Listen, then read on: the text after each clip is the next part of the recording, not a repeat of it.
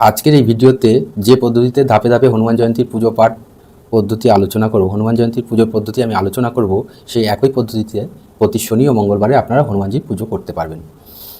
আমার এই চ্যানেলে পুরোহিত ছাড়া সরস্বতী পুজো থেকে শুরু করে দোল পূর্ণিমার রাধাকৃষ্ণ পূজা ইত্যাদি বহু পুজোই আমাদের অভিজ্ঞ দিদিমণি শ্রীমতী ভূমিকা গোস্বামী কর্তৃক তৈরি করা রয়েছে একেবারে মন্ত্র উচ্চারণ ও লিখিত আকারে, যেগুলি এই চ্যানেলে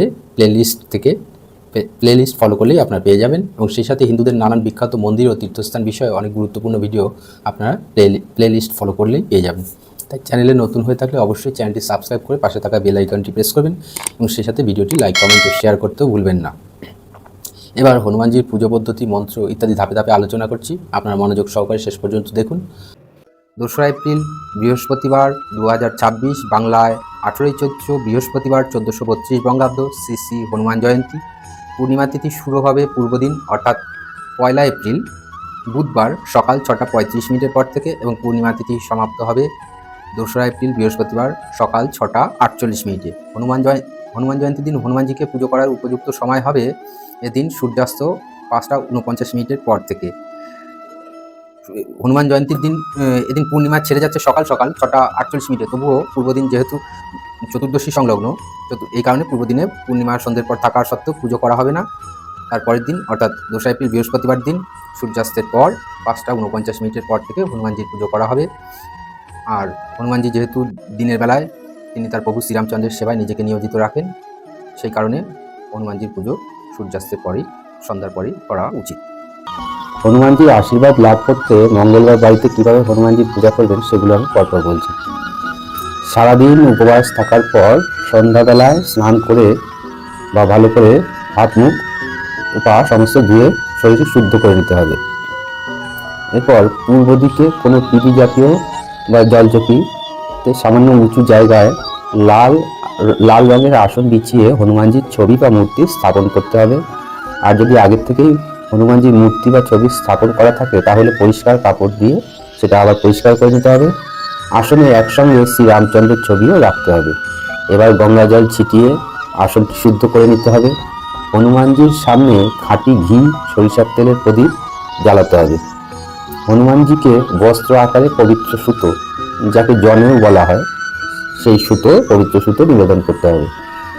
সিঁদুর ও জুঁই ফুলের তেল, জুঁই তেলকে চামেলি তেলও বলা হয়, এই দুটো একসাথে মিশিয়ে অনামিকা আঙ্গুলে শ্রীরামচন্দ্র ও হনুমানজিকে তিলক লাগাতে হবে। আর যারা মহিলা তারা হনুমানজি পায়ে সিঁদুর অর্পণ করবেন। হনুমানজি যেহেতু ব্রহ্মচারী ছিলেন, তাকে স্পর্শ না করে পায়ে সিঁদুর নিবেদন করবেন। আর পুরুষ যারা তারা হনুমানজির মূর্তিতে চোলা নিবেদন করবেন, অর্থাৎ হনুমানজির গায়ে সিঁদুর মাখিয়ে দেবেন। হনুমানজিকে লাল ফুল অর্পণ করতে হবে। হনুমানজি যেহেতু লাল রং খুবই পছন্দ করেন। হনুমানজির সামনে সুগন্ধি ধূপ নিবেদন করতে হবে। এরপর 1 কলস জল নিয়ে তাতে একটি মুদ্রা রাখতে হবে। আর হনুমানজির সামনে ভোগ নিবেদন করতে হবে কি?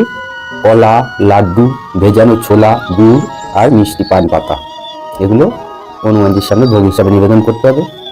হনুমানজির মূর্তির ওপর হালকাভাবে জুঁই তেলও ছিটিয়ে দেওয়া যেতে পারে।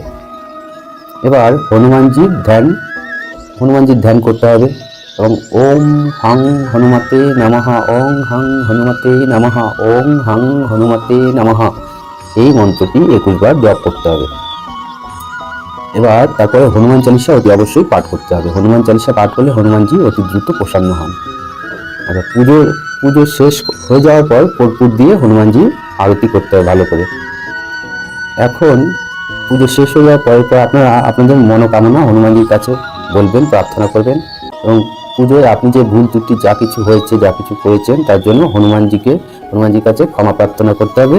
ক্ষমা প্রার্থনার একটি মন্ত্র আছে, এই মন্ত্রটি হলো আবাহনম ন জানামি বিসর্জনম, পূজা চৈব ন জানামি ক্ষমস্য পরমেশ্বর।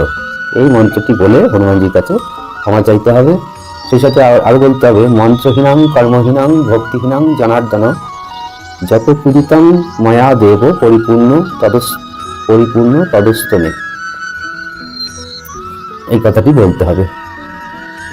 তাহলে ক্ষমা চাওয়ার জন্য যে মন্ত্রটি আরেকবার সম্পূর্ণটা বলছি, আবাহনম ন জানামি বিসর্জনম, পূজা চৈব ন জানামি ক্ষমস্য পরমেশ্বর, মন্ত্রহীনং কর্মহীনং ভক্তিহীনং জনার্দন যত পূজিতং ময়া দেব পরিপূর্ণ তদস্তমে। এরপর সবাইকে প্রসাদ দিতে হবে, নিজেও প্রসাদ গ্রহণ করতে হবে। আর কয়েকটি কথা পুজোর আগে, এই কয়েকটি গুরুত্বপূর্ণ কথা অবশ্যই মাথায় রাখতে হবে যে ভক্তরা যেহেতু সামান্য প্রচেষ্টায় হনুমানজিকে প্রসন্ন করতে পারেন, আবার হনুমানজি কিন্তু সামান্য ভুল ত্রুটি করলে তিনি অনেক সময় রুষ্ট হতে পারেন। তার জন্য কি দরকার? তার জন্য হনুমানজি পুজোর আগের দিন রাত্রি থেকে যেদিন আপনি পুজো করবেন সেই দিন পর্যন্ত একেবারে সম্পূর্ণরূপে ব্রহ্মচর্যা পালন করতে হবে। হনুমানজি পুজোর দিন মাছ, মাংস, কোনো প্রকার আমিষ আহার এবং নেশার জাতীয় দ্রব্য, মদ্যপান ইত্যাদি একেবারেই করা চলবে না। দিনের বেলা ফল, দুধ, সাবু, আটা ও গুড় দিয়ে তৈরি খাবার খাওয়া যেতে পারে। সন্ধ্যে পুজোর পরে একবারই খাবার খেতে হবে। আর খাবারের খেয়াল রাখবেন কোনো প্রকার লবণ থাকবে না। আর যদিও লবণ থাকে সেই লবণটা অবশ্যই সন্দক লবণ হতে হবে। কারোর সঙ্গে খারাপ আচরণ, কুবাক্য প্রয়োগ করবেন না, যুদ্ধ ঝামেলায় জড়াবেন না। আর যেদিন পুজোর সারাদিনই হনুমানজি জপ তপ করবেন। এতে কি হবে? এতে আপনাদের ঘরে নেতিবাচক শক্তি দূরীভূত হবে, জীবনে অনেক বেশি পজিটিভিটি আসবে। এই হলো সংক্ষেপে হনুমান পূজার বিধি। সকলেই খুব ভালো থাকবেন, আনন্দে থাকবেন। ঈশ্বর আপনাদের সকলের মঙ্গল করুন। জয় গুরু।